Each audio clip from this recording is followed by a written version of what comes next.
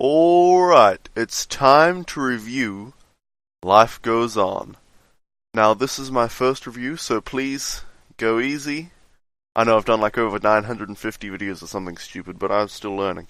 So, feedback in the description, please. Anyway, Life Goes On is a 2D platformer, puzzle platformer, but with 3D graphics. The game has been in development for 1 year, ever since some like indie game jam type deal a year ago. They decided to continue on the game after that was over, because I guess they just liked it so much, and they were right. The game is very, very fun.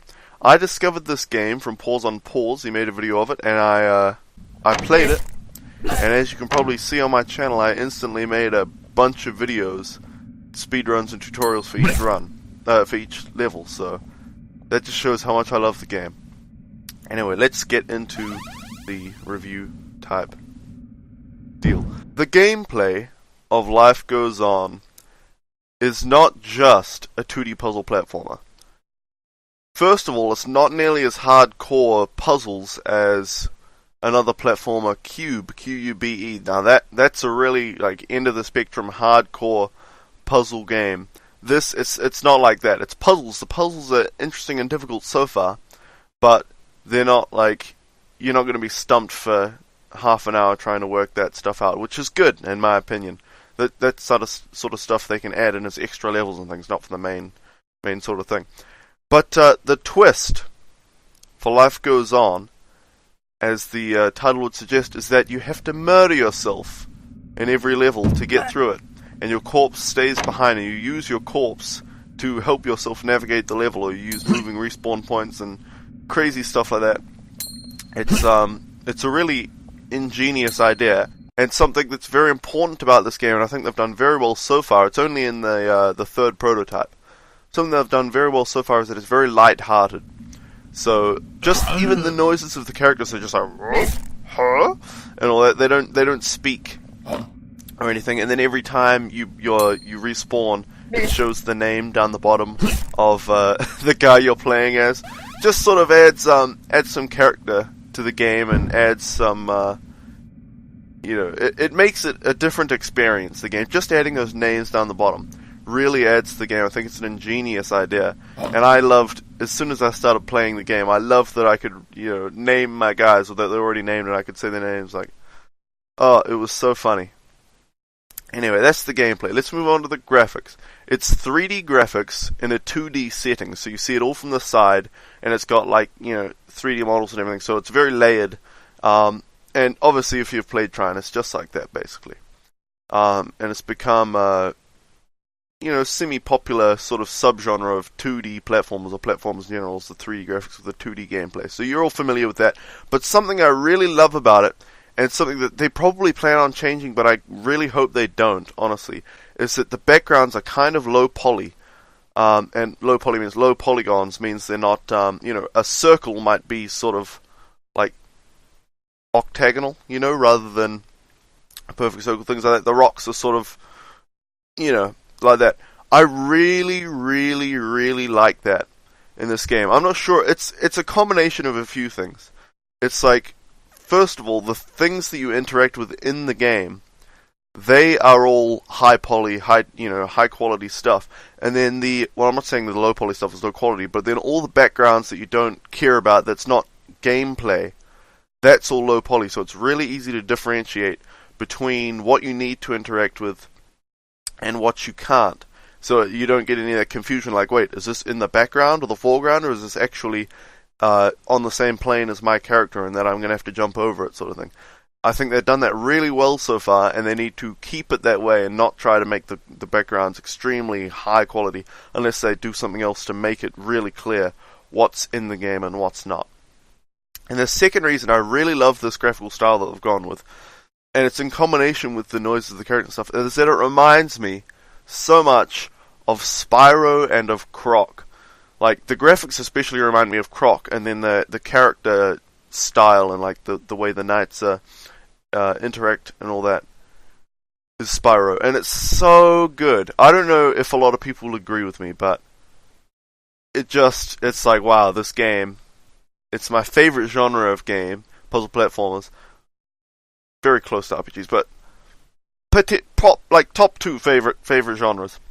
And it's like, it reminds me of a couple of my favorite games of all time from my childhood. So absolutely amazing. I really hope they don't change it. Maybe they'll even see this review and be like, yes, we shall tailor it to Ultima Nerd's tastes. It'll be his game. That would be fun, but don't know if that's going to happen. Anyway, sound in the game is done amazingly. Now there's like some production quality, production value stuff with the voicing of the characters, which is still just like, which has got a little bit of background hiss and stuff like that. But that stuff they'll all work out as the game gets closer to release. Remember, it's only Prototype 3, but the real thing I want to focus on about sound is the music is so good. Holy crap. They've got composed by, I'm not sure who, I'll put his name up on the screen when I find it, and he's going to compose like a bunch of different pieces for the game. It's so amazing. I love the music, and the sound effects really work for the game as well. And I found myself, while playing the game, I didn't notice the sound effects as much as they just fit in. They didn't jump out at me because they worked within the game so well that I had to, like, when I was watching the videos back, it's like, wow, that is so well done, I didn't even notice it. And that's exactly how sound effects should be. They should just fit with the game. They shouldn't be jarring unless like they're intended to be jarring. So I think the sound is really, really well done in the game. And any problems anybody has with the sound, keep in mind it is still so in development. It's only been in dev for a year, and it's still on Prototype 3. It's not even like, alpha or beta yet, I guess. It's still on Prototype. They haven't done any of like the final levels of the game and stuff like that. The level design is so good. Like, a key thing for puzzle platformers, it doesn't matter how good your graphics are, how good your sounds are, what the environment of the game is like, if the level design of a puzzle platformer sucks. And this game has such good level design so far. This is Prototype 3, which means they're just like demonstrating some puzzles that they could put in the game and playing around with the physics and stuff like that. And it's already so good. And one key thing that I want to point out here is that there are these little furball guys. Well, not really little, they're like as big as your knight. That when you find them in the level, you get to it, and it's like a sub-puzzle within the level.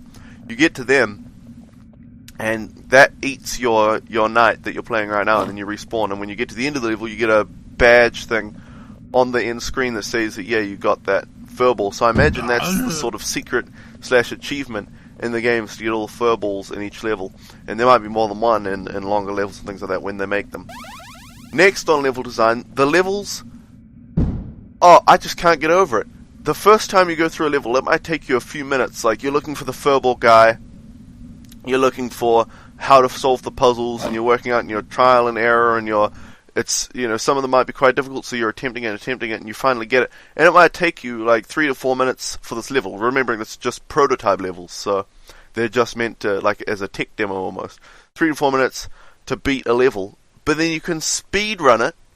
And I remember I got one of my speedruns that I uploaded was like 14 seconds for a level that took me several minutes to complete the first time. And so think about when they finish this game and they have one level with a bunch of different puzzle sections in it, it's going to take you like 5 minutes per puzzle, let's say, if they're like later levels. So it might be a 20-minute level, which is damn good. Then when you speedrun it, you might be able to get it in under a minute. You might be able to go through and like, I love it. I just love it. I absolutely love this game so much that you can play it. You can play it once through, or I imagine when you finish it, you'll be able to play it once through, love it so much, and then you or other people are going to be able to go back through every level, find the furballs, do speedruns of all the levels, and they'll add more as well. This is Prototype 3, and the game, I already I want to buy this game. I want to give these people money because it's awesome, but I can't yet. But when they finish it, I'll be able to, and I hope you guys will be able to too. So I'm not going to give this game a score or anything. I don't know if I will in future reviews or if I'll do future reviews. But because it's in prototype, it's in the prototype phase. No score for it just yet, but I love the game so much, and I recommend you guys go to lifegoesongame.com, download the demo, and play it for yourself. It is so good.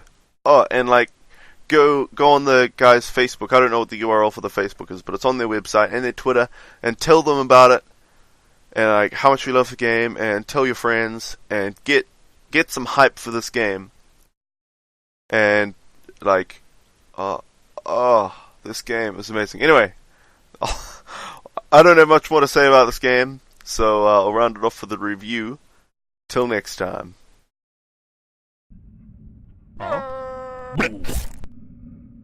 Hey.